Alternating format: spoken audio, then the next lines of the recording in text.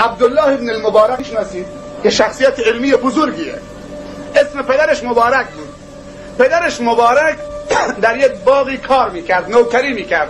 اربابش که صاحب باغ بود گفت که مبارک وظیفه تو که این شاخه های اضافی و برگه های اضافی رو بچینید و پای درخت پاک بکنید. گفت باشه. بعد از 2 سال، 1 سال و نیم 2 سال، چند تا مهمان خصوصی برای صاحب باغ آمد. از تجار بزرگ و سرمایه‌داران مهمان آمد برای صاحب باغ. نشسته بودن، گفتن ارباب گفت که مبارک بیا اینجا.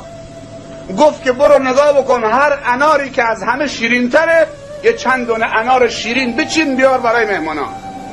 مبارک رفت یه چند دونه انار رو چید و آورد جلو مهمانا گذاشت. و وقتی صاحب باغ انار رو پاره کرد گذاشت تو دهنش، دید که خیلی ترشه. مبارک رو طلبید، گفت مبارک بیا اینجا. مگر من به تو نگفتم هر انار شیرین تره بچین بیار برای مهمانا؟ چرا انار ترش آوردید؟ به تو این باغ برگه های اضافی و شاخه های خوش شده و پای درخت ها تمیز بکنید. نگفتی که میوه ها رو بچشید که.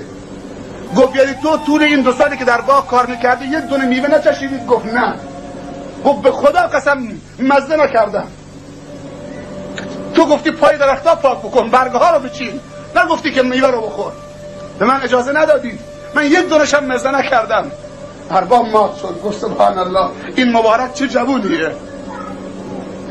خب مهمانا که رفتن، رفت پیش مبارک گفت میخوام یه سوال ازت بکنم مبارک، یعنی تو طول این 2 سال دست به میوه نزدید؟ گفت نه. گفت 1 دونه نخوردید؟ گفت نه. گفت مبارک زن داری؟ خوب گوش بدن اینجا. گفت مبارک زن داری؟ گفت ارباب من فقیرم، یه نوکرم اینجا، کی رو من زن میده؟ مهریه 1000 سکه، من از کجا بیارم؟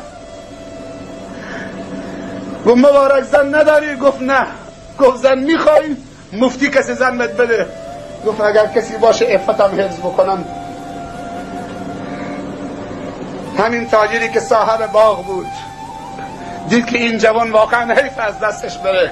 کسی که 2 سال تو این باغ کار کرده 1 دونه از این میوه بدون اجازه تو دهانش نگذاشته، اینا روی زمین کمیابن. گفت مبارک من دختر دارم به عقد تو در میارم، هم دختر بهت میدم هم این باغ مال خودت باشه. حلال خوری تو نگاه بکن، عفت، پاک دامنی. هم باغ گیرش آمد و هم دختر گیرش آمد، دختر صاحب باغ، و هم اون سرمایه ها همه به خودش رسید. این یک مورد عزیزان من. قانع باشید به اون چیزی که خدا بهتون داده.